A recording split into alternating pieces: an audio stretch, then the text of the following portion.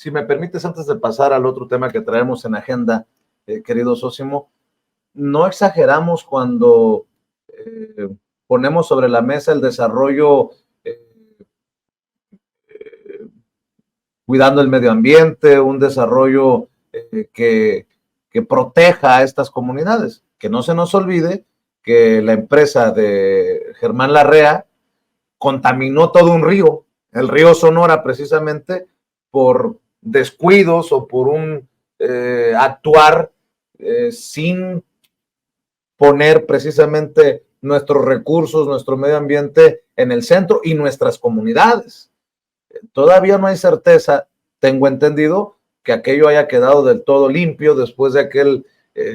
aquella contaminación masiva del río Sonora que afectó a diferentes localidades que se encuentran precisamente a las orillas del río, pero solo como ejemplo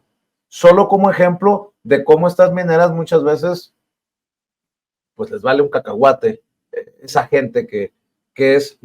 en muchas ocasiones la más vulnerable. El ejemplo, Vicente, resulta muy elocuente. El día de ayer jueves hubo un informe de parte de la Secretaría de Medio Ambiente y Recursos Naturales, pues prácticamente acreditando que este derrame en el río Sonora y ríos adyacentes, arroyos adyacentes, es el desastre hídrico más importante que haya ocurrido en la historia de nuestro país. Fue una contaminación que además no terminó realmente de pagar lo que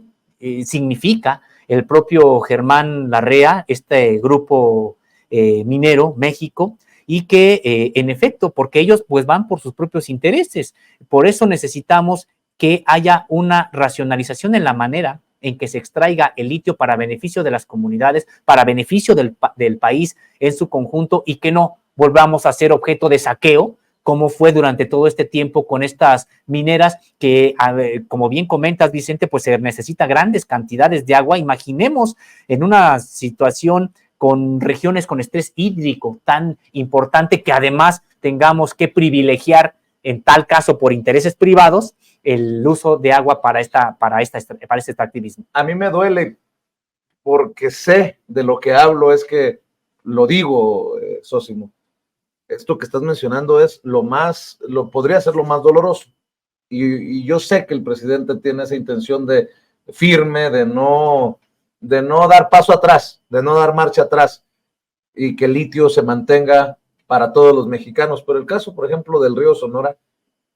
imagínate la contaminación de río y arroyos cuando en el sur de Sonora, de donde yo soy originario, hay municipios como el de Álamos, en el que hay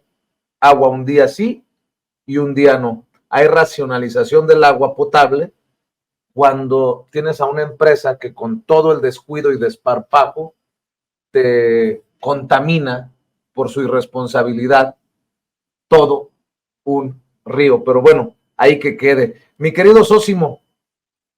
el tema de las normales rurales. Tú lo conoces, tú lo has seguido. ¿Qué ha pasado con las normales rurales después de la desaparición de los 43 normalistas de Ayotzinapa y después de sobrevivir algunas, no todas, ese periodo de Peña Nieto, de Calderón, pero sobre todo de Peña Nieto después de la desaparición de los normalistas, con la estigmatización, no solamente con los retos ya de una zona rural, de una normal rural, sino la estigmatización de estas instituciones y bueno, el rescate prometido, anunciado y comprometido por parte del presidente Andrés Manuel López Obrador. ¿Qué ha ocurrido en este tema? Sí, se trata también de otro tema muy, muy complejo, Vicente, en el sentido de que decíamos, pues sí, estuvimos platicando el día de ayer,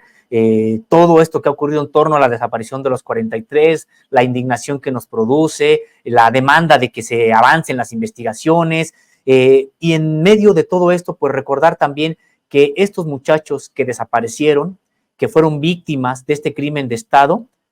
son estudiantes de una escuela normal rural que tiene un modelo propio educativo, que ha sobrevivido contra viento y marea, sobre todo al periodo neoliberal. Ha sido lo peor. Bueno, lo peor fue el caso de Díaz Ordaz, el cierre de la mitad de estas instituciones, y después el periodo neoliberal, donde estuvo a punto prácticamente de dar por finiquitado este modelo educativo con el cierre de todas las escuelas normales rurales.